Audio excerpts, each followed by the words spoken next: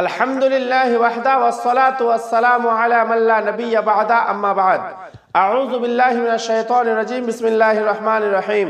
সমস্ত প্রশংসা সেই মহান আল্লাহ সুবহানাহু ওয়া তাআলার, অতঃপর দরুদ ও সালাম নবী মুহাম্মদ সাল্লাল্লাহু আলাইহি ওয়াসাল্লামের উপর। আজকে যে বিষয়ের উপরে আলোচনা করব, সম্মানীয় দ্বীনী ভাই ও বোন, অত্যন্ত গুরুত্বের সহকারে এই বিষয়টা শুনবেন। কারণ বর্তমানে আমরা যে মাসটা অতিবাহিত করছি সেটা হলো রমজান মাস। এই রমজান মাসে 5টি আমলের কথা আলোচনা করব। ওই 5টি আমল কি কি? চলুন, নাম্বার 1 আমল হলো দিনে যে 5 ওয়াক্ত নামাজ আল্লাহ সুবহানাহু ওয়া তাআলা মানুষের উপর ফরজ করেছেন, এই 5 ওয়াক্ত নামাজের প্রতি যত্নবান হওয়া। কেমন করে যত্নবান হবেন? পুরুষেরা বাড়িতে এই নামাজকে না আদায় করে মসজিদে গিয়ে ফরজ নামাজটাকে আদায় করে আসবে। তাতে লাভ কি হবে? নবী সাল্লাল্লাহু আলাইহি ওয়াসাল্লাম বলেছেন যে 25 গুণ নেকি বেশি দেওয়া হবে। কোন কোন হাদিসে বলা হয়েছে 27 গুণের কথা।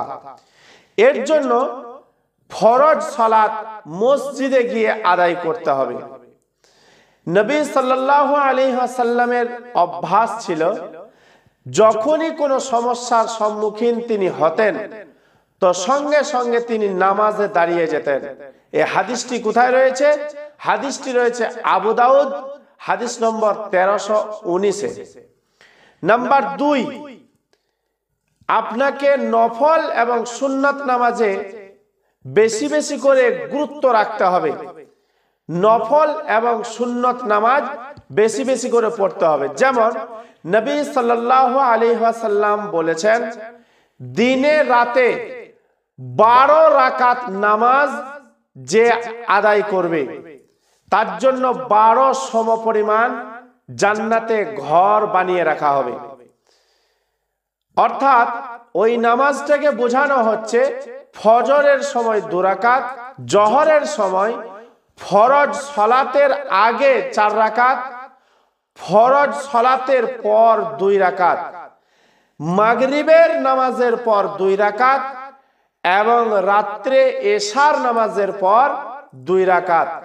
মোট 12 রাকাত নামাজ আপনার খেয়াল রাখতে হবে এবং অতি যত্নের সাথে আদায় করতে হবে। এই নামাজটি হলো সুন্নাত নামাজ।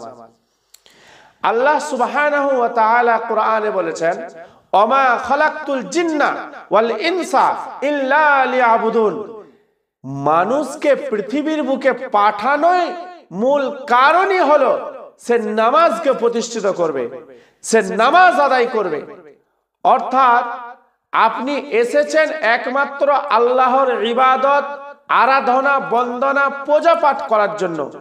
সুতরাং আপনাকে নামাজের প্রতি যত্নবান বেশি বেশি করে হতে হবে।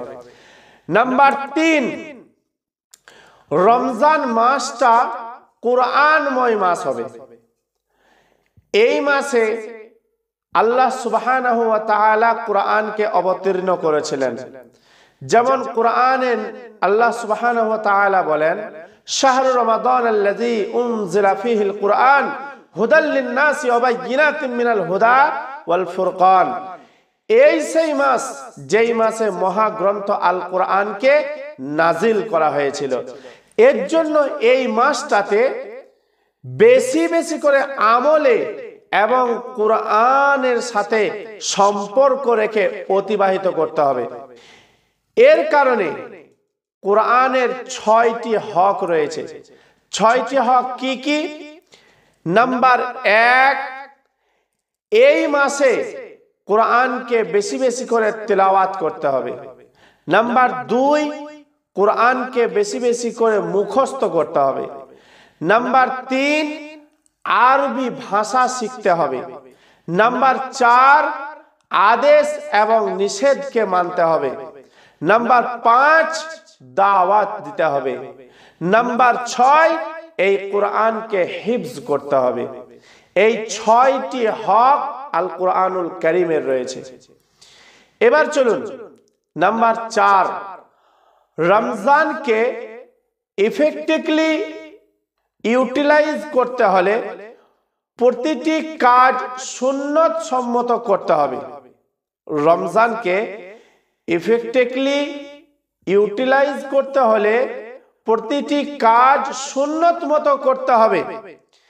অর্থাৎ নরমালি আমরা যেভাবে সুন্নাতগুলিকে পালন করে চলি, অনেক সুন্নতের খেয়াল রাখি, অনেক সুন্নতের খেয়াল রাখি না। এই মাসে প্রতিটি সুন্নতকে অতীব গুরুত্বের সহকারে খেয়াল রাখতে হবে। যেমন এক্সাম্পল, 1 গ্লাস পানি পান করতে গেলে তার 6টি সুন্নত রয়েছে। নাম্বার 1, ডান হাতে গ্লাসটা ধরতে হবে। নাম্বার 2, বসে পানিটা পান করতে হবে। নাম্বার 3, পানিটাকে দেখে পান করতে হবে। নাম্বার 4, পানিটা পান করার পূর্বে বিসমিল্লাহ বলতে হবে। নাম্বার 5, 3 শ্বাসে পানিটাকে পান করতে হবে। নাম্বার 6, পানিটা পান করা শেষ হলে আলহামদুলিল্লাহ এটা পড়তে হবে। এর জন্য এই মাসটাকে আপনি বেশি বেশি করে সুন্নাতগুলিকে খেয়াল রাখবেন। প্রতিটি সুন্নত, যেমন আপনি খাবেন কি করে তার সুন্নাত আছে, আপনি বাথরুমে যাবেন কি করে তার সুন্নত রয়েছে, আপনি হাঁটবেন কি করে তার সুন্নত রয়েছে। প্রতিটি সুন্নতকে আপনাকে ফলো করে চলতে হবে এই মাসটাতে। এবার চলুন আমরা যাই 5 নম্বরে। নাম্বার 5, এই মাসে বেশি বেশি করে দান এবং সাদকা করতে হবে। নবী সাল্লাল্লাহু আলাইহি ওয়াসাল্লাম এই মাসে রহমতের বাতাসের ন্যায় দান করতেন, ঝড়ের গতিতে তিনি দান করতেন। এর জন্য এই মাসটাতে বেশি বেশি করে মানুষকে দান করতে হবে। যেমন মসজিদে কোনো ভাই যখন যাবেন, 20 কি 50 টাকা পকেটে করে নিয়ে যাবেন। কোনো সময় হয়তো কোনো ফকির মিসকিন এলো, অথবা কোনো মাদ্রাসা থেকে এসেছে, অথবা কোনো মুসাফির এসেছে, আপনি যাতে ওই টাকাটা দিতে পারেন। মানুষের এতটাও সময় থাকে না যে বাড়ি থেকে এসে পুনরায় আবার টাকাটা নিয়ে গিয়ে সেই মুসাফিরের হাতে দেবে। এর জন্য যখনই বাড়ি থেকে যাবেন তখন আপনাকে 20-50 টাকা পকেটে করে নিয়ে যেতে হবে। এই মাসে দানের প্রচন্ড ফজিলত রয়েছে, মহাত্মা রয়েছে।